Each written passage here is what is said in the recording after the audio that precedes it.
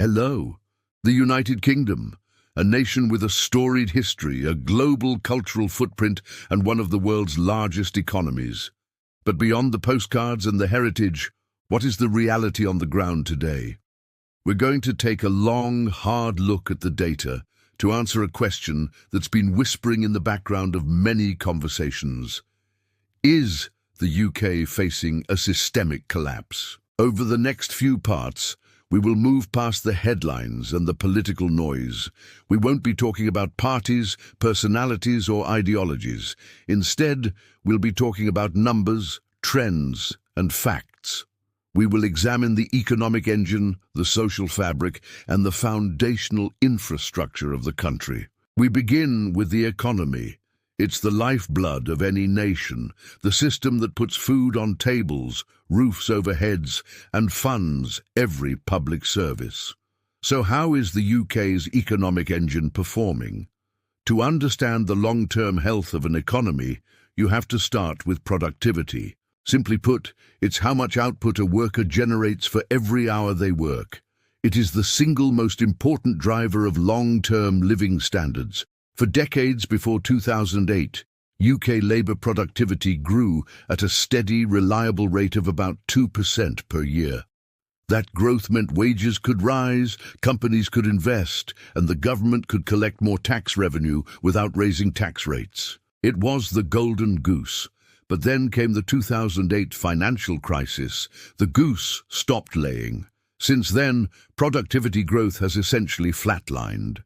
The pre-pandemic trend of sluggish growth has continued, and by some measures, even deteriorated. Let's look at the most recent data. In the third quarter of 2025, UK labour productivity was estimated to be just 1.1% higher than a year before. Now that might sound like an improvement, and it is, but context is everything. It follows a period of decline. In the second quarter of 2025, productivity actually fell by 0.8% on an annual basis. This stop-start, sputtering performance is not the sign of a roaring engine. Historically, a 2% annual growth rate was the norm. Today, we are celebrating a 1.1% rise after a fall. This isn't just a statistical abstraction. This productivity puzzle, as economists call it, is the root cause of stagnant real wages for millions of people. If workers aren't generating more value per hour, employers can't afford to pay them significantly more without raising prices, which just feeds inflation. So why has productivity stalled? A major culprit is a chronic lack of investment. Think of the economy as a machine. If you don't spend money on maintenance, upgrades, and new technology, the machine will eventually slow down and break. The data on this is stark. The UK has been at the bottom of the G7 league table for total investment for 24 out of the last 30 years. Compared to competitors like France, Germany, and the US, UK businesses are spending far less on the things that make workers more efficient: machinery, software, research and development, and new buildings. In the second quarter of 2025, UK business investment actually decreased by 1.1% compared to the previous quarter. While it was higher than a year prior, this comes after years of underperformance. Without this fuel of investment, it is incredibly difficult for the UK's economic performance to improve significantly. While productivity and investment are stuck in low gear, another critical number has been racing upwards: the national debt. Public sector net debt in the UK has reached levels not seen since the early 1960s. At the end of December 2024, it was provisionally estimated at 97.2% of the country's GDP.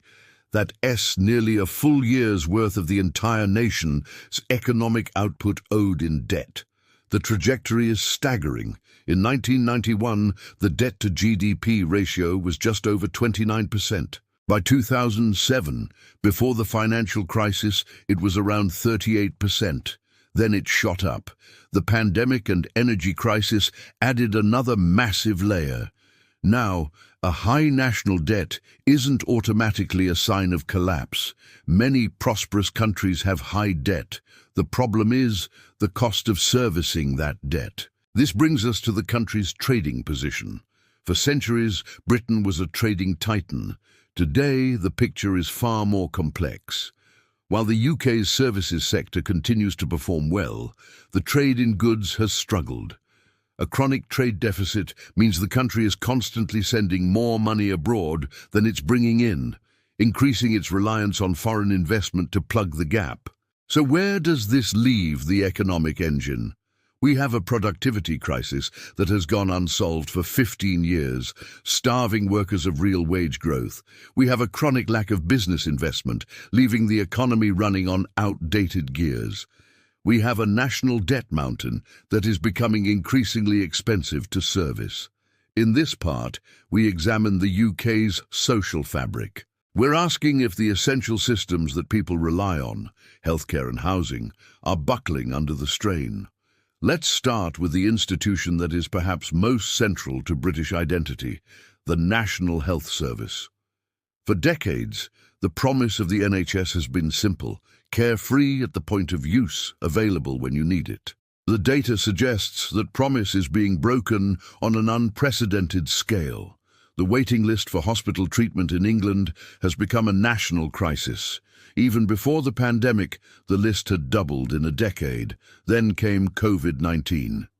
The backlog exploded, peaking at a record 7.8 million people in September 2023. While it has fallen slightly since then, standing at around 7.4 million in late 2025, the numbers remain staggering. Think about that. 7.4 million people, more than the entire population of Scotland and Wales combined, are stuck in a queue, waiting for an operation, a scan, or a specialist appointment. And the wait times are long. The NHS's own constitution sets a standard that 92% of patients should start treatment within 18 weeks of a referral. As of late 2025, only about 61% of patients were being seen within that 18-week window. The pressure is visible everywhere. In accident and emergency departments, the situation is equally dire. In September 2025, nearly 39% of patients in England waited over 4 hours to be seen in A&E. This isn't just about inconvenience, it's about safety. This is a system that is fundamentally struggling to meet the basic needs of the population it serves. If healthcare is one pillar of a stable society, housing is another. A safe, affordable home is the bedrock of a secure life. Yet for millions in the UK, this bedrock is crumbling. The UK is in the grip of a severe and escalating housing crisis. At its core is a simple failure of supply and demand. The country is not building enough homes. Recent data shows housing delivery remains well below the targets needed to meet demand. To keep up with population growth, it's estimated that England alone needs 300,000 new homes every single year.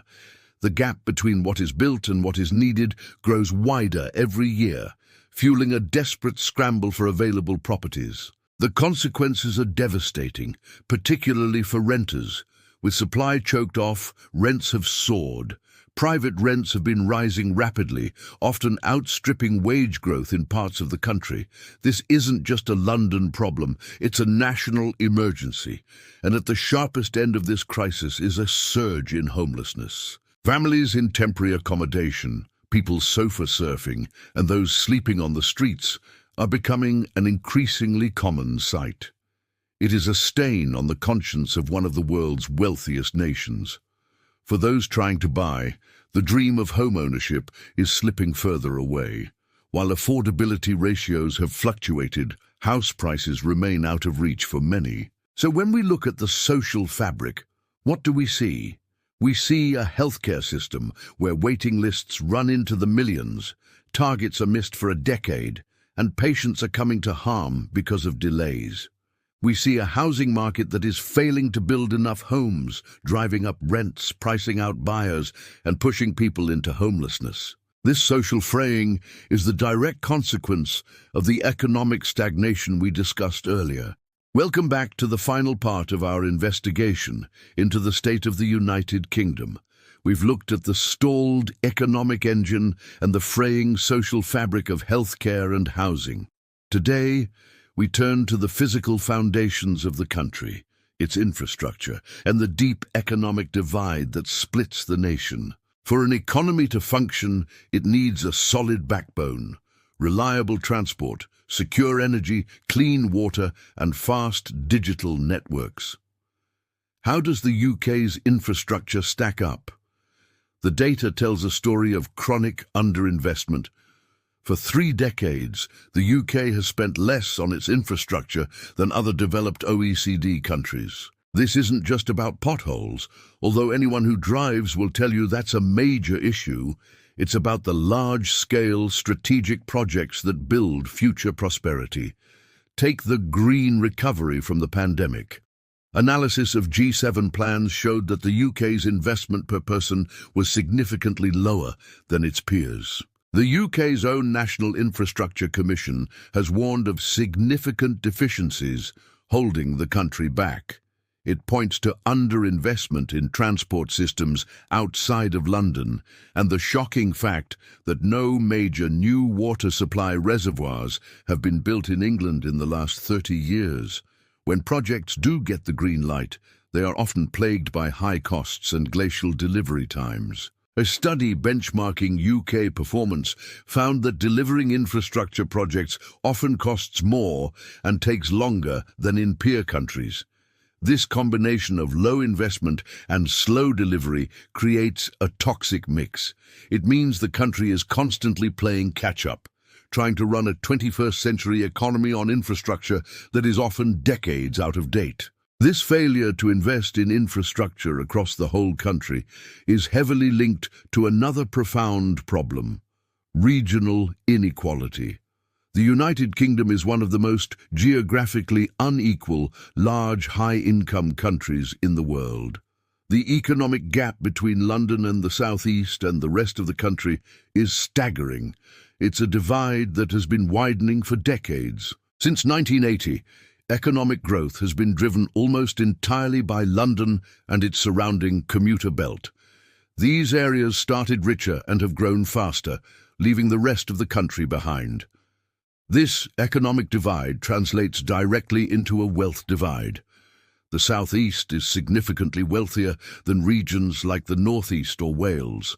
Income is also heavily skewed. In many parts of the UK, particularly former industrial heartlands and coastal towns, you find a low-skill, low-wage equilibrium where both economic output and household incomes are far below the national average.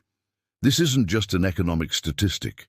It's a story of two kingdoms. One part of the country is a globally connected hub of finance and high wealth. The other is often characterized by post-industrial decline and underfunded public services. This deep-seated inequality fuels social division and a sense of being left behind for millions of people. So, after 3 parts and a deluge of data, we return to our original question: is the UK about to collapse? The data does not point to a sudden, cataclysmic event. The UK is not on the verge of becoming a failed state overnight. However, the evidence points to something perhaps more insidious: a slow, agonizing process of relative decline. We see an economy that has lost its engine of productivity growth.